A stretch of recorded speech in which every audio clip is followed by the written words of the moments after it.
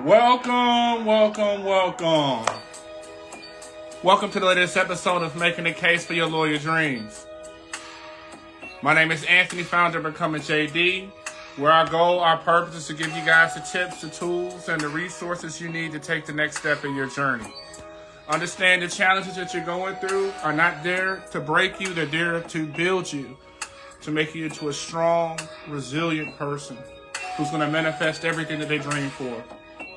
Yo, this is episode 106 of Making the Case for Your Lawyer Dreams, and we would not be here if it wasn't for you. Listen, fam, just like this chorus says, man, if we make this thing business and personal, you can't lose. We've been fortunate to have guests come on from all over the country to share their stories, who look like you, to show you guys how to win, show you guys how to manifest your lawyer dreams. They did it. Now it's your turn to do the same. Right now, we're posting a lot of stories about my former students graduating from law school and passing the bar. And what I would like more than ever is be able to help you guys also get into law school, graduate, and pass the bar. Listen, fam, everybody has their get out the mud story. Every last one of you guys. And understand this, fam, if you don't learn how to get it out the mud, you will not win. So the struggle that you're going through right now is going to be the reason why you're going to be successful. I'm so excited to have you guys here. Of course, I'm holding it down in St. Louis, Missouri. It's not the place where I want to be. It's the place where God has me. So join the chat. Tell us where you're viewing our session from. Let us know. I know Illinois is in the house. I see I got my fam in North Carolina in the house. I see I got Percy over here holding it down in South Carolina, my second home. Understand this, fam. This is for you. So fill our chat box up in questions. Get inspired. We're about to have one of amazing brother on. Chadwick Jamison is going to share his story. I want you guys to lock in and tune in. We're going to cut off Lotto, and we're going to go ahead and get locked in. So use this platform as an opportunity to get your questions for you to just sit and watch, but also it's a space for you guys to also learn and get the tips of what these people are doing to manifest their lawyer dreams. What's going on, my brother? How we doing? What's up? What's up, man? How are you? I'm blessed. It's a Wednesday, but nevertheless, we're here Yes, to yes. we're here to inspire and to encourage. And of course, I want to give you the floor to let them know who you are, and we can just drop Yeah. out and go after that. All right, cool. Yeah. So my name is Chadwick Johnson. I'm out here in Sacramento, California. Um, I'm a 10-year attorney. It's my second career. I was a computer programmer for 16 years. Now I'm on my own. I got my own practice. I'm an injury lawyer. And what else? What else? I'm on I'm on social media. And just out here trying to grow a business and inspire young people. I mean, I love what you're doing, man. It's great. I wish I had this page when I was trying to go through my journey. You know what I mean? But it's a beautiful thing, man. So I'm glad to be a part of it. Absolutely, family. For you guys out there, make sure if you are not following my man Chadwick on Instagram, not only will he make you laugh, he will also tap you guys into a lot of different things. And so I make sure appreciate we that. all about support and we're all about community. Now, one of the things I always tell people, it's like, you know what, we have to be built a certain kind of way to be able to say we want to be a lawyer because this is different. You know what I mean? It requires a Yes. lot of sacrifice. It requires literally you placing the emphasis on strangers as opposed to Yeah. taking away time from your family. And so what I Yeah. always Yeah. love For to ask sure. is like, how on earth did we even get to this point of saying we want to be a lawyer? Because this ain't, we know it's hard. We know it's going to take a lot of money. We know we're going to go in debt, but we still do it. So what was your reason, bro? Well, I wasn't thinking about how much it was going to cost me. I was thinking about how much it was going to make me. I was in a career where I had hit a ceiling. I was a computer programmer. I had kind of a fake it till you make it computer programmer, and I was in corporate America, and I hit a ceiling. I was getting to the age where I was like, if I don't do something now, I'm gonna end up a computer programmer for the rest of my life. So I was like, if there's anything I could do in this world, and there was no limitations, no excuses about how hard it was, how much it cost, and I could just do anything, I could snap my fingers and be that, what would I be? And at the time, I was watching a lot of legal shows like Boston Legal, and I remember that stuff. I was on some John Grisham books and stuff like that. So I was like, I would be a lawyer.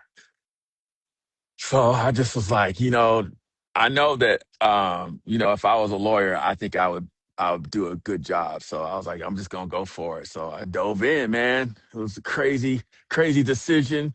It was kind of like a knee-jerk decision. It was so quick. It was such a quick decision that my family was like, "Yeah, right." I mean, most of my family, they didn't believe it. They were like, "You going to law school? Are you kidding me? Ain't no way," And really, I had to help myself believe it. It took me a minute. It took me a minute to just believe it myself. But that's basically the reason. I knew that I didn't know what type of law I was going to do at the time. I just knew that my earning potential was a lot better, and like I had 3 kids at the time. I think no, 4 kids at the time, and me and my wife. And I just wanted to make a better life for myself financially. So next thing you And know, here so we are. And so, like, for you guys, like, yo, I was going through the internet today. I was on Google. Like, I always try to find stuff about law school, law scholarships, and firms to help our community out. And I saw on there that it was a woman who's about to get ready to go into law school, and she's like 77 years old. And from that story, what it got for me is oftentimes the only people who think it's too late to go to law school is us. We That's swear true. for God, we done created this picture perfect plan, and people are just making the decisions on their own. When did you make the decision, bro, to get out of your own way and be able to go, I'm going for this? Well, I was my late 20s. Yeah, I was probably 27 or 28. To get the courage to actually start making steps, yeah, planning and move because just the steps to get into law school will filter you out. You yeah, know, yeah, yeah. it's a lot of steps. You got to be about that business. So yeah, but I was going into my 30s. I started law school at 30. So, and like I said, I had to go back. I had dropped out of undergrad after playing football in college. I had to go back and finish my once I decided to go to law school, I had to go back and finish my undergrad. And by that time, they had added classes because took so long off. So then I had to go back and I went back and, you know, handled that. And then I had to apply for schools. I only really applied for one school, McGeorge School of Law here in Sacramento.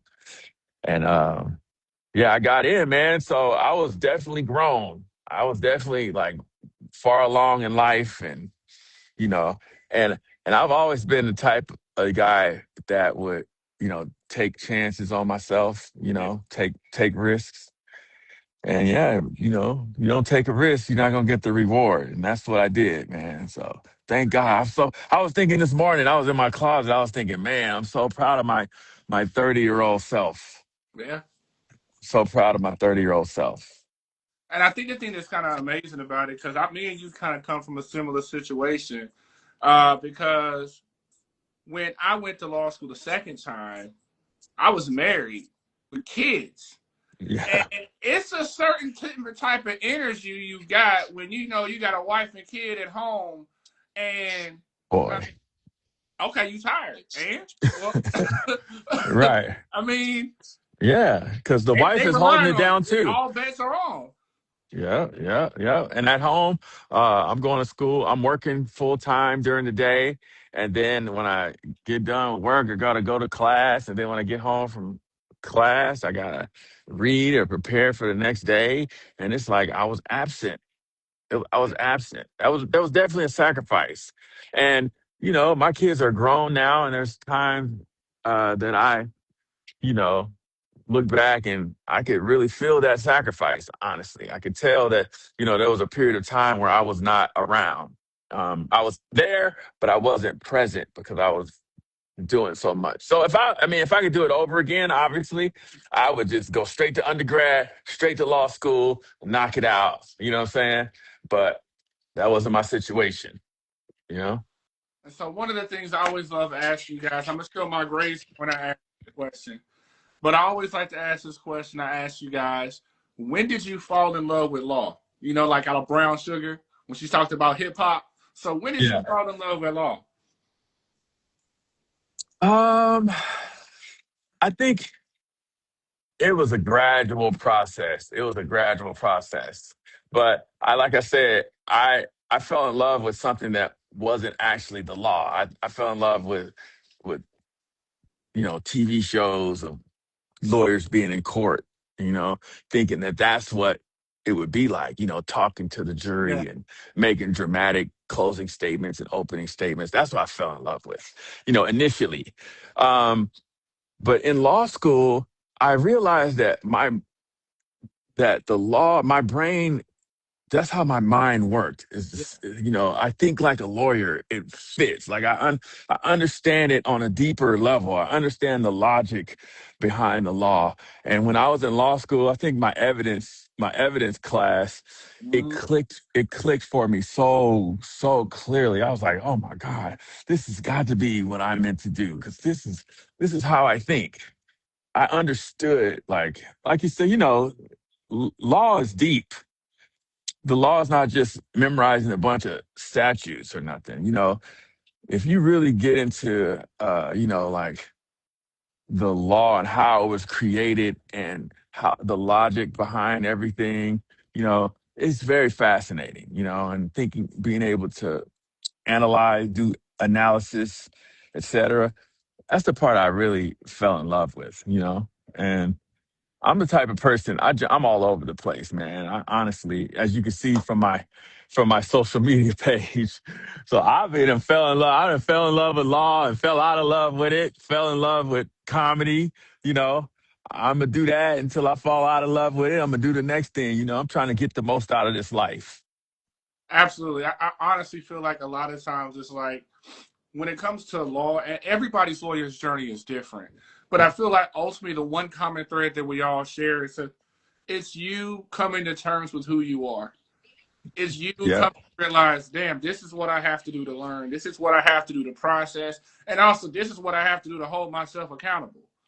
Because yeah, at the end of the day, you could convince the wife, the kids, the professor, but if when you ain't doing your it's it's just gonna show. And so one of the things I always tell people is it's like, we all go through that transition on our lawyer journeys where we have that light bulb moment, when we realize we have to make changes in order to take the next step. You talked a little bit about it with evidence, but within your first or second year, when was that class when you realized, okay, this may have worked for me in my other career, but if I try this, it's not going to work and I got to make changes. When did you realize you had to change and reset?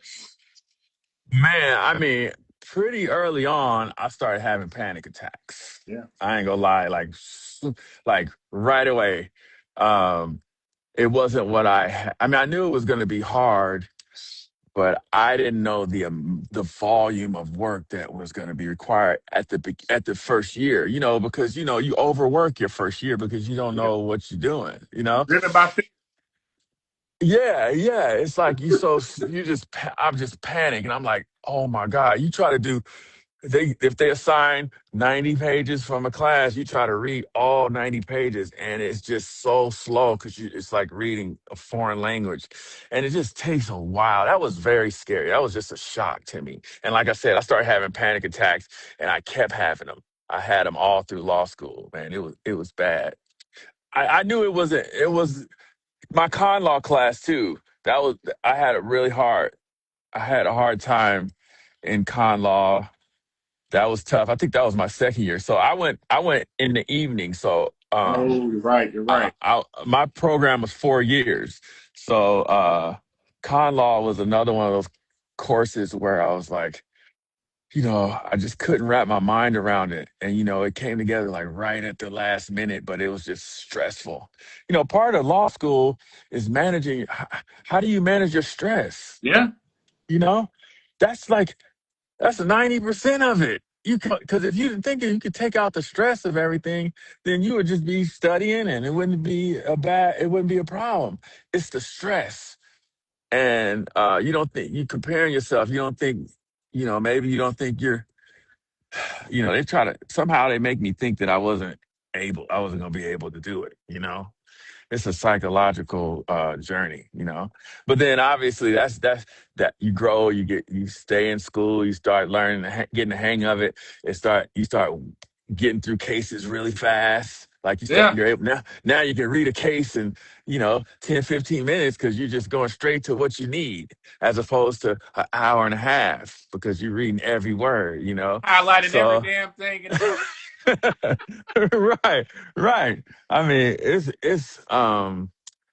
was a journey, man. That's why, like, I'm also in a fraternity. That part, getting becoming a member of my fraternity, was the first, like, really life changing, difficult thing that I did.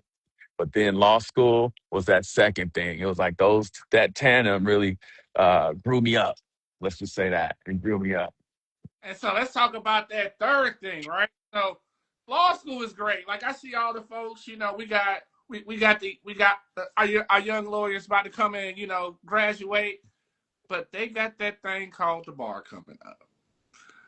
And that thing is a monster. And so Yeah, I don't buddy. want to have to relive some re-traumatize, but I want you to take them to, because one of the things I try to do on our show is I want people to see that here's a guy runs his own firm in California, doing great things. But guess what? So the struggles that he went through is how he got there.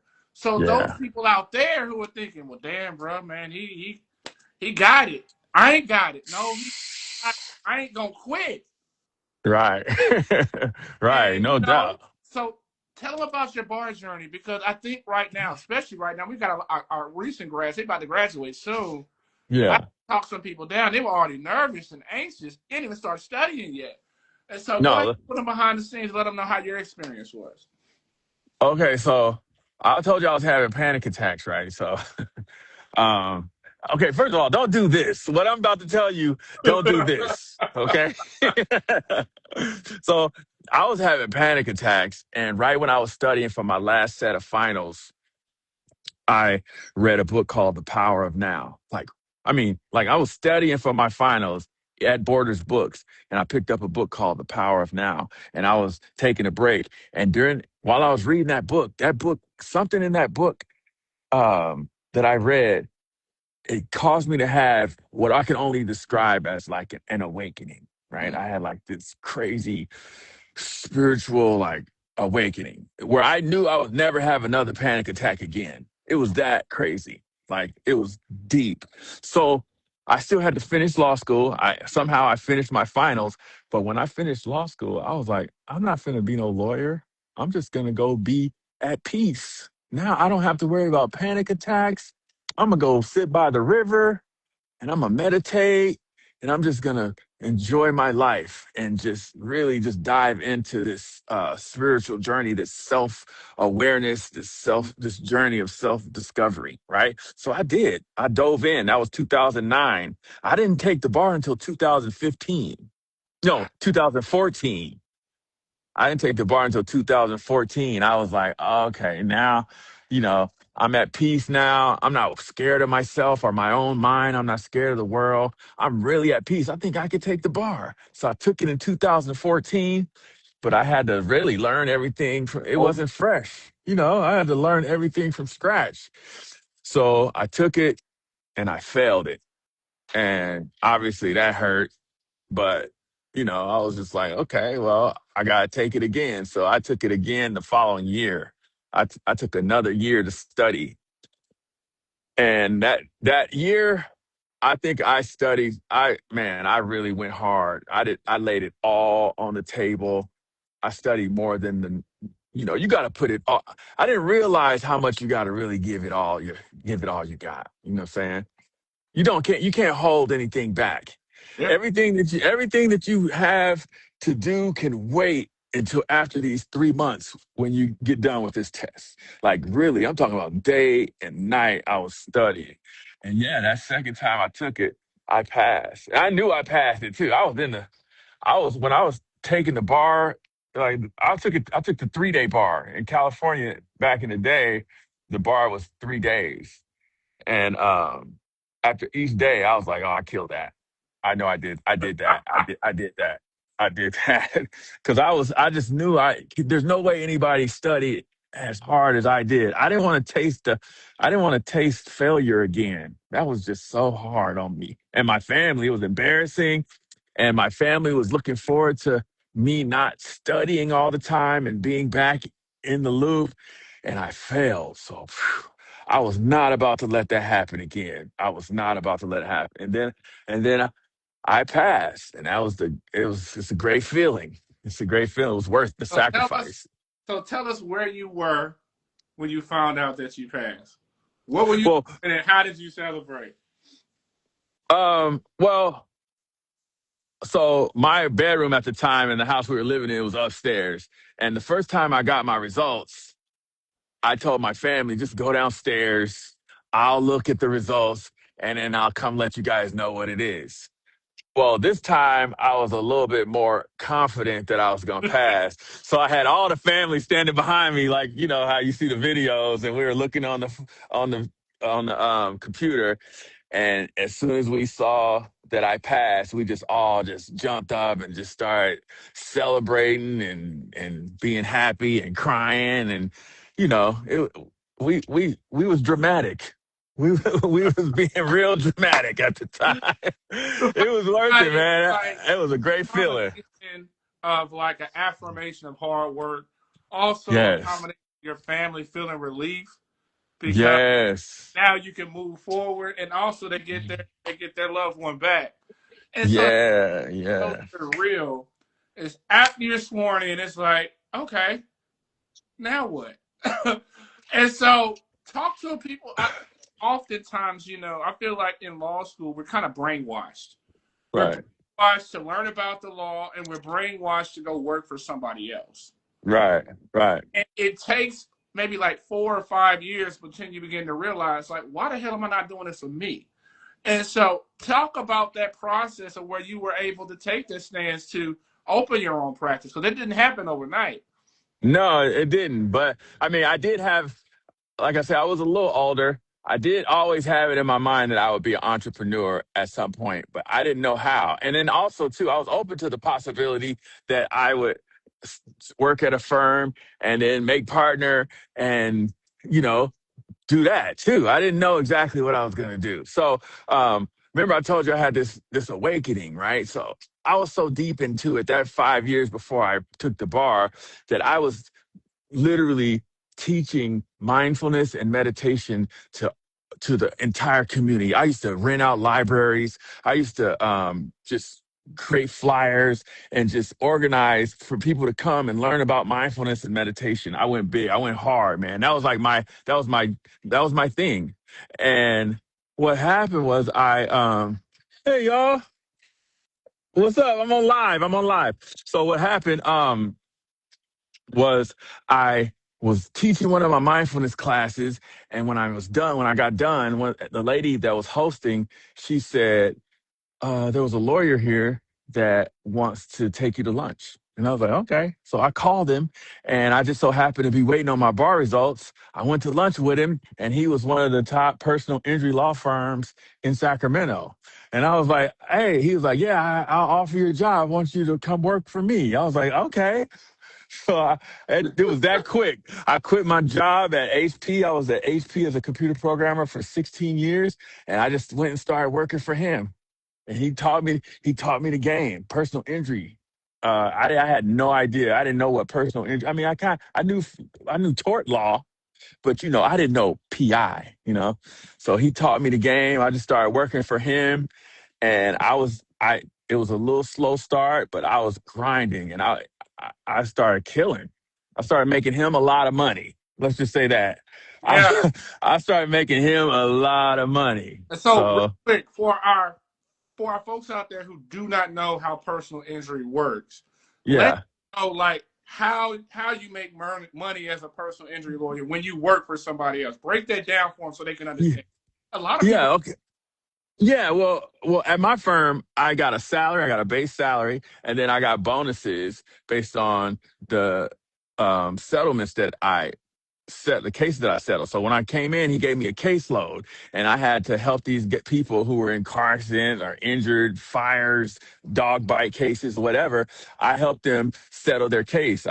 I negotiate settlements and go to court and do depositions, et cetera, to get them a settlement. And then let's say if their case settled for 100,000 and my boss made 33,000, then he would give me 6% or 5% of that 33,000 as a bonus, right? And I was making him so much money, like I was making him millions of dollars. And then I was like, what am I doing? Like I was doing it myself.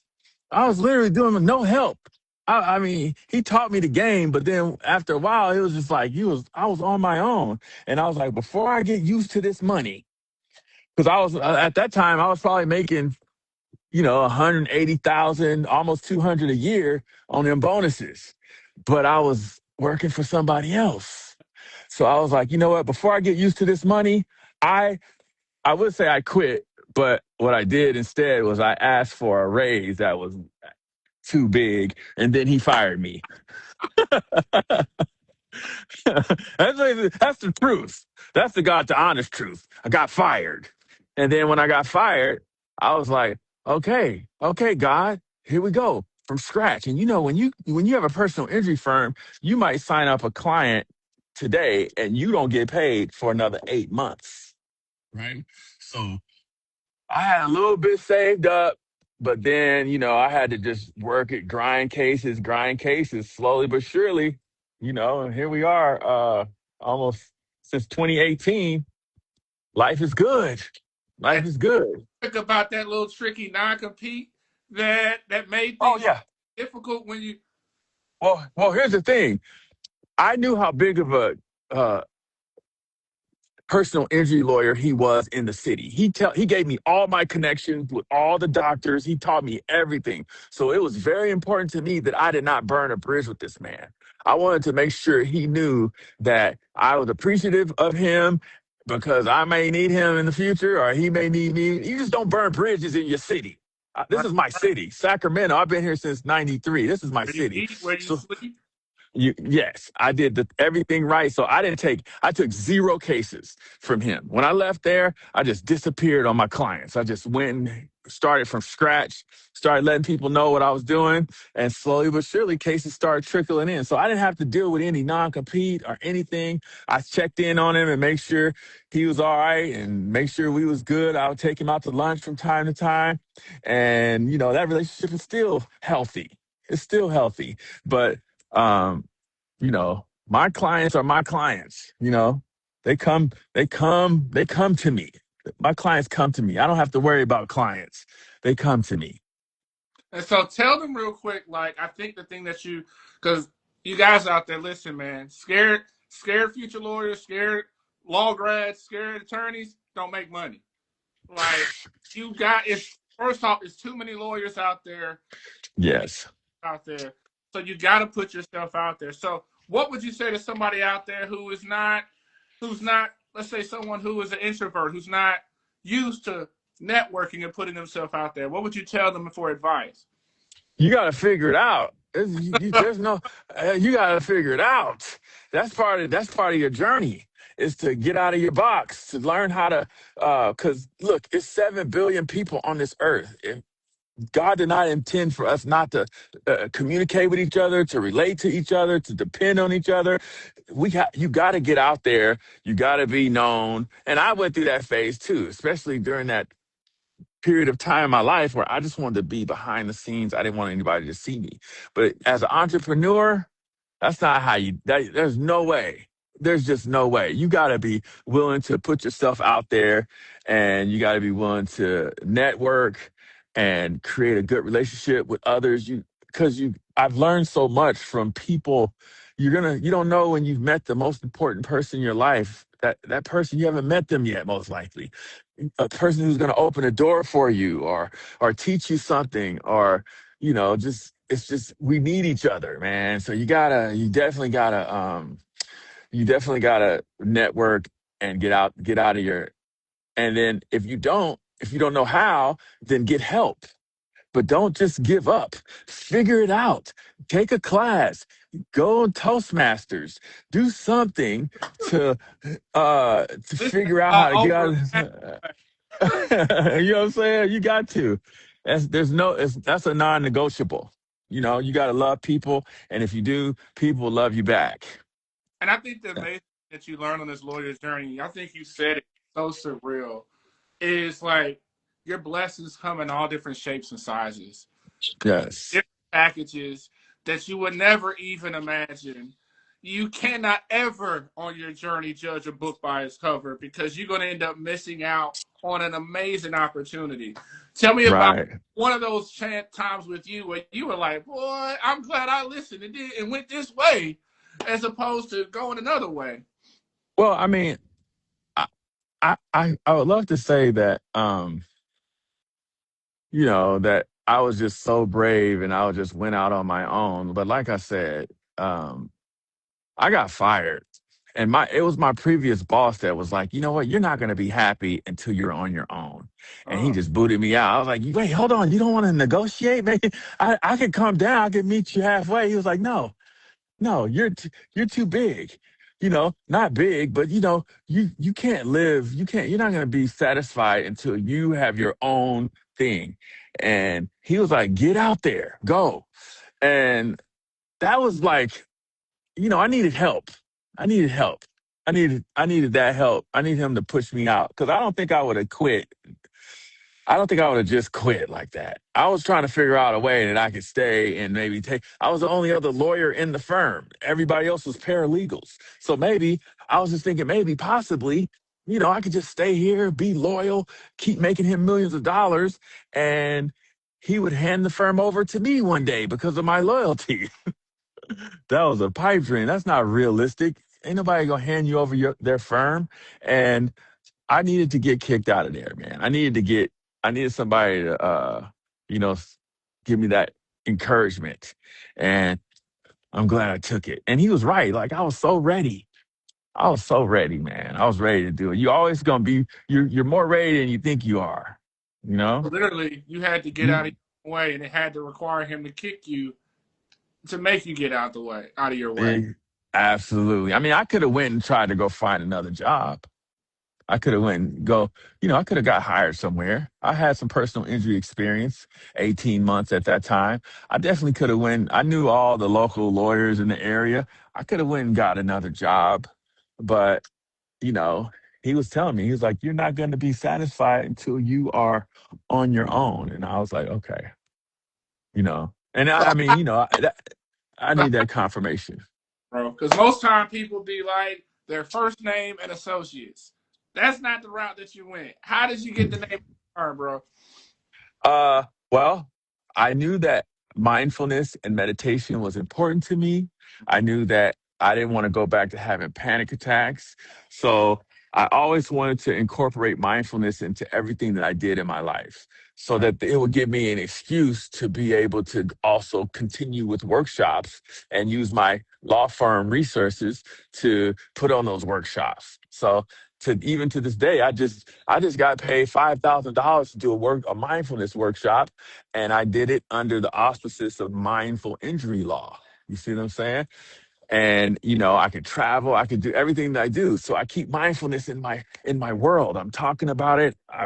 You know, lately I've been doing a lot of comedy, which you know, but Yeah. but the way I started my firm, I started doing mindfulness and making sure that was the core of my firm. And then I also wanted to make it a you know, I made my logo. I created my logo around it, and that's what I wanted to call myself. So that's what I did, man. Mindful injury law. Think about it though, like in our profession, outside of counselors and doctors, we have like the highest suicide rate. Period. And so I think it's oftentimes because what I tell it is that we all had the mindset of what I call the hustler mindset. We just grind and bear it. Right. Advice can you give to some of the young aspiring lawyers who may be listening here now about what Yeah. manage their anxiety or what they need to do? Because I think we're oftentimes in the initial part of our journey just fueled by fear. And that is so toxic. And that could go in so many different directions. Absolutely. No, I would say that, your mental health is the most important. That is the most important thing that you can focus on. I organize my life around I make mindfulness and my meditation and my spiritual life my priority. And then I organize my life around that because nothing else matters. And then you find that God will take care of you. Now, if you don't have a spiritual life and you don't have anything to base your faith upon, then none of this other stuff matters. Everything's gonna crumble. You can what did it say? You can gain the whole world and lose your soul. You know what I'm saying? It doesn't matter. So you got to have some type of spiritual base that will give you a foundation and something that you could anchor yourself to, so that because the world will eat you up, the law will eat you up. There's always more work to do. Just like in law school, there's always something else you can read. There's always another outline you could work on. When you start practicing, there's always something you could do. You got to be able to cut it off and keep your priorities with the priority, main thing. And that's my main thing. And that's one thing that I have a passion about, is making sure that people are at peace, inner peace, and then you can enjoy your life as an attorney. I enjoy my life as an entrepreneur and an attorney. I love what I do. I'm not stressed out. Don't let nobody tell you gotta, just because you're a lawyer, you gotta be all stressed out all the time and work. You gotta work, take your work home and all that. I mean, it might be a season where Yeah. you're doing that. It might be a season, but your goal should be able to be at peace, to love what you do, to be the author of your life. Create your life create the life that you want, and not let the law dictate your life. I have a much bigger life. I have a whole bunch of life outside of my law firm, but at the same time, I'm getting paid. But I think it's also when you're happy and it's you Yeah, have a sense of peace. And I think bro. and that peace is not defined by your career. It's defined by the peace that you find within yourself. That's it, man. It's That's not it.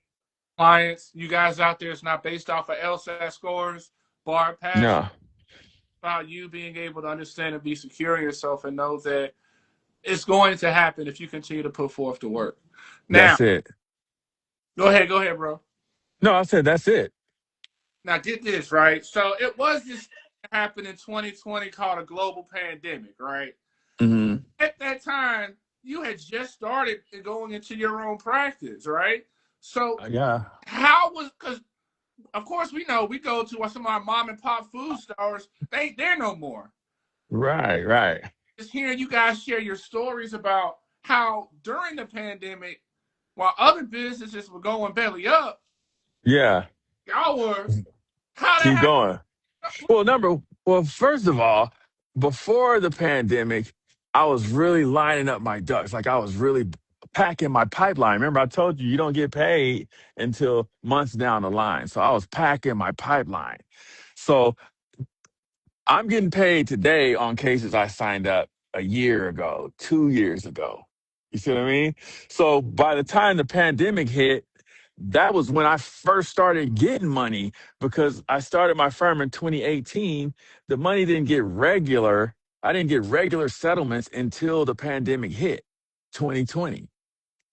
But then I will say the uh, pandemic, everybody was off the road. There was nobody on the road. Nobody, right?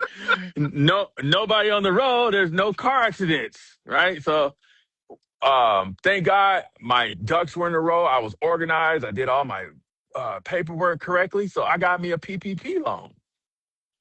Okay. I got a good one. I got a nice size PPP loan. I think it was like $75,000 or something like that.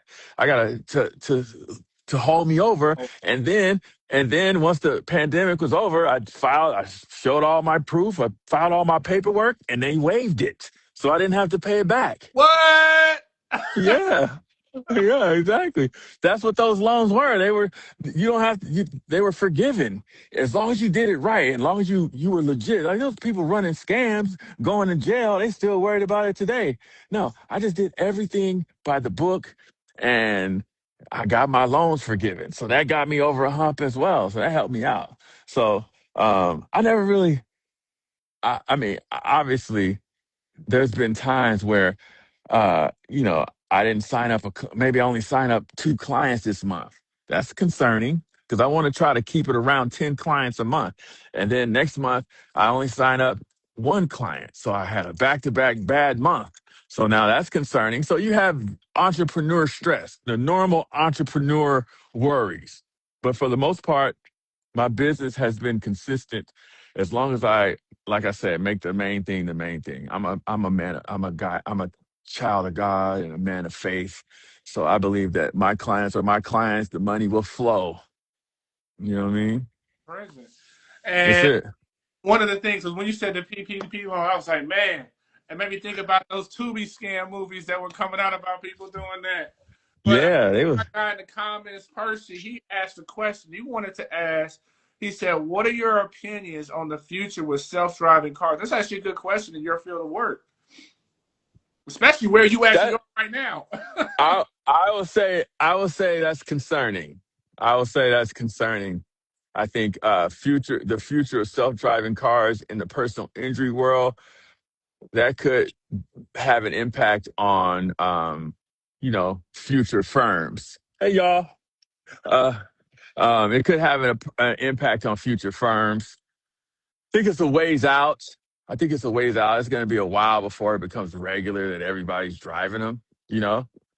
But when they do, when it's a regular thing where everybody has self-driving cars, that's going to avoid a lot of accidents, and that's going to make it a little bit more difficult out here to make money as a personal injury lawyer, I will say. Oh, we I, just, you know how we roll. Not always yeah. got Oh yeah, I'll figure something else out. That's why I'm trying to set this comedy up so I can go on tour maybe. I don't have to do law for the rest of my life. And I You want you to never know. understand that most people in the field of law, literally what Chadwick is doing is we put our pots, we have many streams. We do not Yes. rely on one stream. Yes. Yes, Literally, absolutely. man, keep it a buck. Lawyer, to be a lawyer, you got to be a hustler. You have to be able to have streams of income because something's going to run dry. So you can't just be solely reliant.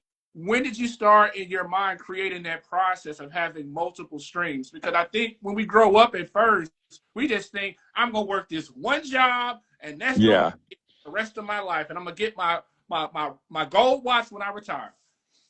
Well, I'm an ADHDer, man. So Hey, I'm a little all over the place. I'm like a jack of all trade, master of none. I'm always trying new things, figuring new things out. I was gonna be a rapper at one time. I was gonna be a real estate agent. I got my real estate license. I was gonna do this. I've always been like kind of a little bit all over the place. This the law was the one thing that stuck for me where it was like, okay, this is the foundation. If I just keep this going, this will open up the door for me to do some things that I love that I don't have to worry about money, you know? Um, so really I'm just trying to be my most authentic self. I'm trying not to concern myself with like what I'm gonna do next and how I'm gonna do whatever. I'm just trying to be my most authentic self and then trust that that will bring in the money that I need to bring in, when the time has come, you know.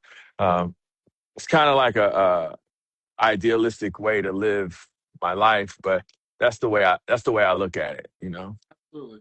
Now, you and I both know on this journey from pre-law to practicing. Oh, I like that pre-law to practicing. That goes together. Nah, write that Uh, down. think about it, right? It's a lot of ups and downs throughout that journey. Mm. And Yeah. it is Wednesday, and Wednesday's Bible study. So Hmm. I want to give you the floor to give the folks out there an opportunity to get a word of encouragement because Yeah. this journey is hard, and I didn't Yeah. realize how challenging this whole journey was. So when you find out you had classmates that committed suicide, or you find out that people that lost their license because of drug and alcohol, you begin to realize it's like, man, I'm very blessed.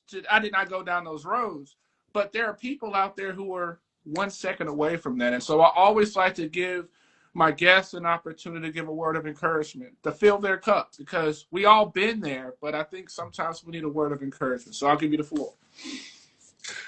Yeah, man, that's a good one, man. I would say that you are becoming. Don't remember that you don't forget that you are becoming this whole time. Like, of course, you have this goal to pass the bar or become a lawyer or do whatever you're trying to do in the future. But what's most important is what is the per what is who are the person that you're becoming along the way. So we got to make sure that we appreciate the moment that we're in, not always be thinking about the future moment. Live your life in the now. When you anchor yourself in the now and you do your best, do what you can in the present moment, the future will take care of itself. The future will take care of itself. As long as your mind is in the future, trying to figure out what am I going to do, and thinking about the past and worrying about what I should have done, then that's when you're going to have stress and anxiety and fear and worry and all the negative emotions that bring you down. And disease creates disease, Hmm. right? Either disease of the mind, where you're trying to hurt yourself or harm yourself, or you're depressed or whatever, or a physical disease where you got a sickness and you're debilitated. I will just say, when you live in the now, when you anchor yourself in the now, and you just let the future take care of itself, then everything will fall into place. You are not your own. Like, God has set you on a path. So just trust the process, live in the now, live today, and you will become who you need to become. And I'll just add on to that this simple phrase: it's going to be okay. All right. Yes. Yeah, yeah. If it doesn't happen today, it can happen tomorrow. If you got the problem wrong, you could work on it and make it better. You're literally Exactly. talking to two people who had non-traditional pathways to law. He just told you that he just got through doing a mindfulness class for 5,000. Yep. He just Yep. told you about how he took time from law school, went back into engineering, and then Yep. went into practice. So there's no rush. There's nothing. Not at all. A lawyer, if there is a detour, it's probably because God is trying to teach you a lesson that you need to learn, that you can Right. become even better. Because think about it, fam, all those detours that you took, haven't they, Yeah. those been tools that you've been able to apply towards now? Everything was preparing me for the next phase. Like, my years as a computer programmer, it made me think like a programmer. It gave me like object oriented, organized thinking. So then when I started my own firm, if you look at my files, all my case files for everything's electronic. I'm not scared of technology. Everything, I always get the newest technology. All my files are organized. Everything just kind of, I didn't have that, then I wouldn't have this. You know what I mean? So it just worked out. It just works out like that. So live in the now. And, Definitely. and at the end of the day, the detour is a blessing that you're going to be able to apply towards later. Bro, I want to thank you for coming on to our, Yes. and I know that it's going to be a lot of people hitting you up on the gram who want to. Yeah, please. Listen, we want to see you win. We want it. We when we go into court, fam, we count and see who's not there, and we want to be able to see you there. But that only Yes. if you make the choice to break through. Yeah. We're proof that you can, and you know what, brothers and sisters, you're going to be proof that you can too. Fam, thank you for coming. And to you guys out there, keep fighting for your lawyer dreams. We'll see you same time Wednesday. Peace and blessings. All right. Thanks for having me. Peace.